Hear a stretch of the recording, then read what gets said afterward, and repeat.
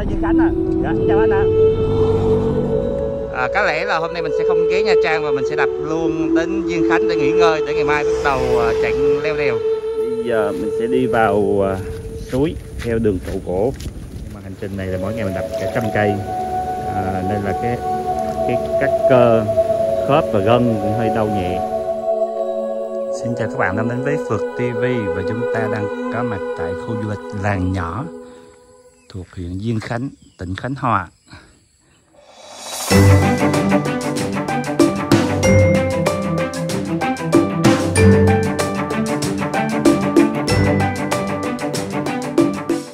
Chào mừng các bạn đến với buổi sáng ở Làng Nhỏ. Và hôm nay mình sẽ thực hiện hành trình đến Đà Lạt, xuất phát từ Diên Khánh và sẽ leo đèo Khánh Lê. Hành trình này thì rất là khó khăn, không biết là đến được Đà Lạt hay không, hay là dừng giữa đường. Tại vì đây là lần đầu tiên mình leo đèo Khánh Lê.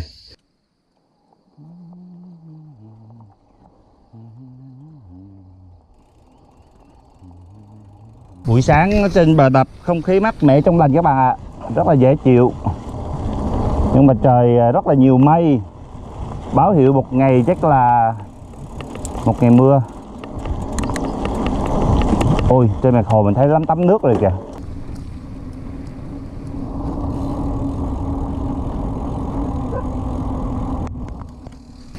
Từ Làng Nhỏ thì mình chạy theo hương lộ 62.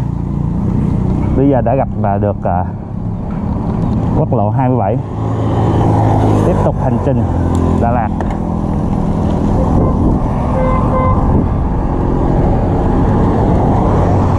Điểm đến tiếp theo của chúng ta là thị trấn Khánh Vĩnh, 6 km nữa.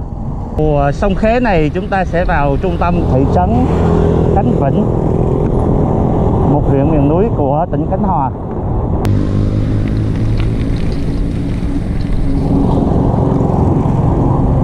Ở đây chúng ta sẽ thấy cái cổng chào huyện Khánh Vĩnh rất là hoành tráng. Tiếp tục lên đường. Từ đây đến Đà Lạt còn 100 km nữa các bạn. Trong đó là 30 km đường đèo Khánh Lê. Ở đây chúng ta có thể thấy sương dâng qua núi. Đoạn đường phía trước thì còn rất nhiều dốc.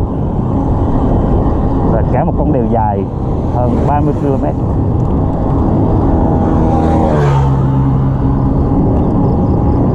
Trời hôm nay nắng nhẹ và mây nhiều quá, có thể chúng ta lên đèo chắc là mưa dông rồi. Quần áo mình mang ít quá, giờ nó chưa muốn khô nữa. Mình đang dừng lại bên đường uống ly nước mía buổi sáng cho nó mát mẻ. Đây có bán chuối này, rồi có chuối mua ít trái mang theo. Trên đường mình đi thì mình hay nạp năng lượng bằng những ly nước mía siêu to khổng lồ thế này cho nó mát.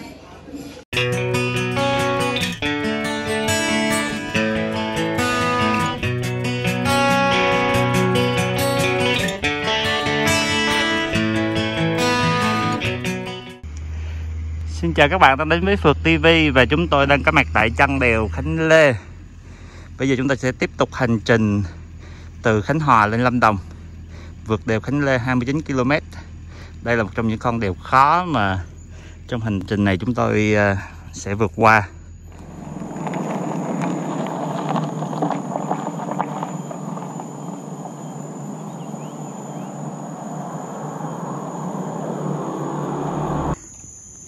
Leo đèo rất mệt các bạn ạ. Mình mới đi một cái đoạn ngắn mà đã phải nghỉ tới mấy lần rồi.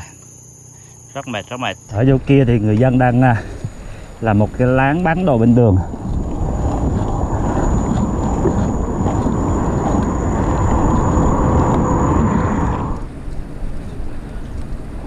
Giữa đèo có cái cà phê võng.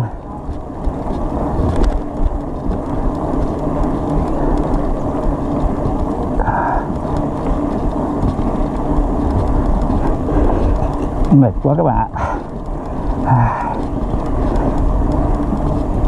Cố lên.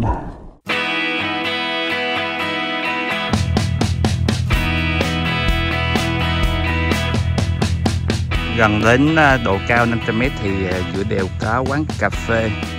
Ở đây có bán nước mía. Vô làm một ly nước mía rồi đập tiếp nè. Không có gì phải vội cả.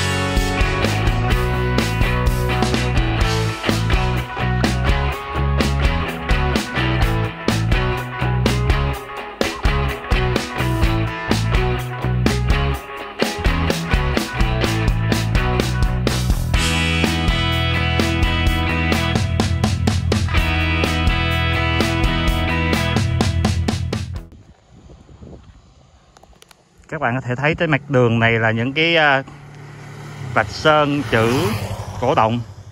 Cố lên Đồng Tháp, vượt Domeco, bên kia là cố lên Dobagan. Kia là những cái tên nằm trên vạch đường. Khi mà chúng ta lên đèo sẽ bắt gặp được. Ở phía trên đầu đèo có vẻ đang mưa các bạn ạ. Và chúng ta đang cách Đà Lạt 80 km nữa. Bây giờ là 11 giờ 30 phút trưa và chúng tôi vẫn đang đạp trên đèo Khánh Lê, quốc lộ 27C, km 44, còn cách Đà Lạt 77 cây nữa. Trời hiện tại đang âm u, có lẽ một tí nữa là mưa thôi.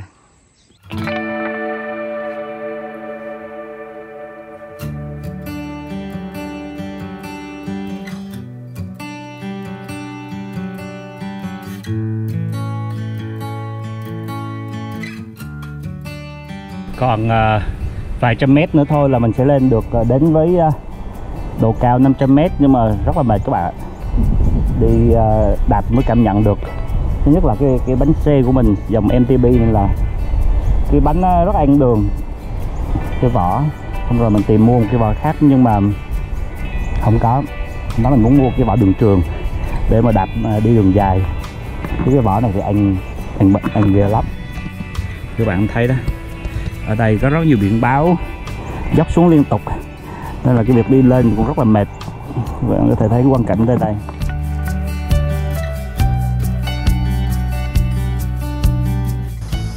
Sau một hành trình mất 6 giờ đi từ dưới kia thì bây giờ mình đã đặt chân đến độ cao 1500m rồi, còn phải lên tới độ cao 1000m nữa. Tuy rất là mệt nhưng mà nhìn thấy cái độ cao này mình cũng đã vui rồi. Một nửa chặng đường rồi.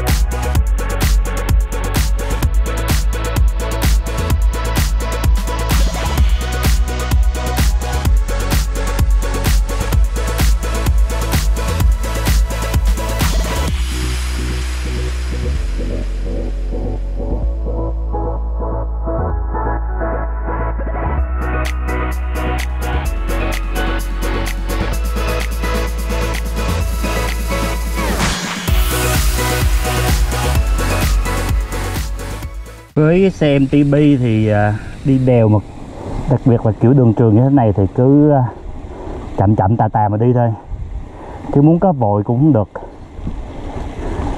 Các bạn có thể thấy bên này nó có một cái trên vách núi nó có cái suối chảy xuống rất là đẹp không ạ. Này, rửa mặt một tí cho nó tỉnh táo nè.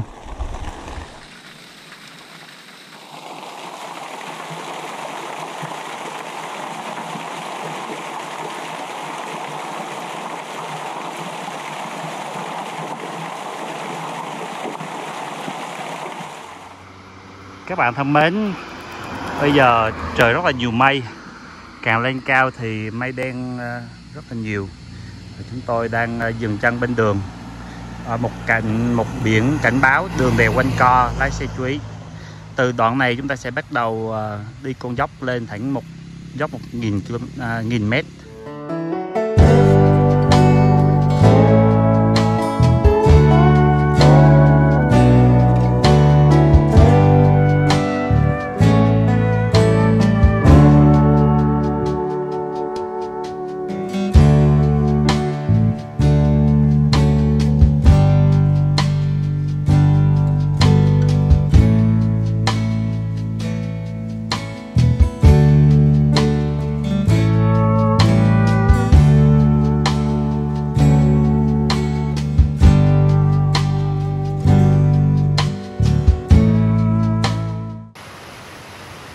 Bây giờ chúng tôi đang có mặt tại một cái suối thác lớn.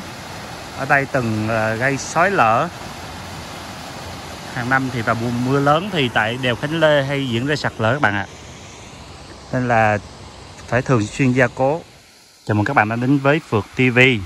Và đây là hành trình đạp xe lòng vòng năm 2022. Hiện tại thì chúng tôi đang ở trên đèo Khánh Lê, giữa Nha Trang và Đà Lạt. Đây là một điểm sạt lở, có một cái dòng suối lớn. Các bạn có thể thấy là cây gỗ, củi đá trôi xuống rất nhiều. Trên kia còn rất là nhiều cây ở trên đầu nguồn.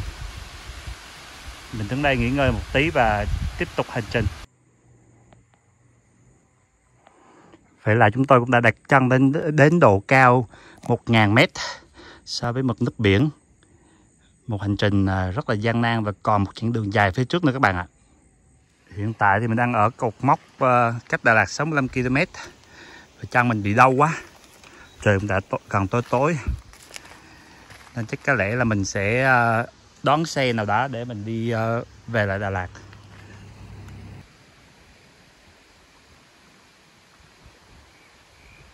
Các bạn có thể thấy con đường đèo phía trước.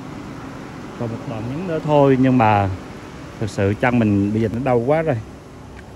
Rất là đau bạn, đau đầu gối, dây chằng này. Nên có lẽ mình sẽ hẹn 1/3 đèo còn lại trong một dịp sớm hơn. Đành chịu không nổi, còn cái dốc cao cuối cùng này mà đau chân quá. Thôi về dưỡng sức, hẹn kỳ sau.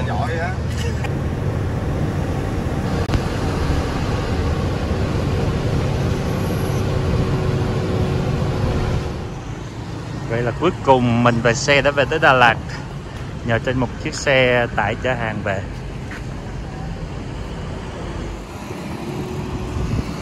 Vậy là sau một hành trình dài và không có hoàn thiện theo kế hoạch của mình là vượt đèo Khánh Lê trong hôm nay, thì mình đã gửi xe lên xe tải và về Đà Lạt.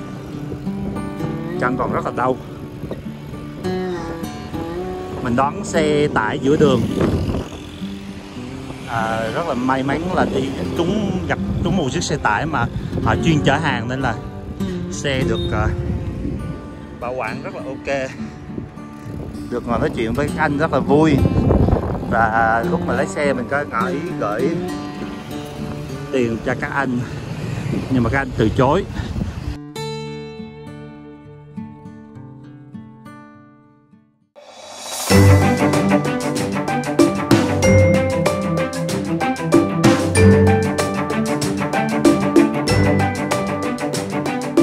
Chúng tôi sẽ bắt đầu chặng từ Đà Lạt đi Bảo Lộc, dài hơn 100 km.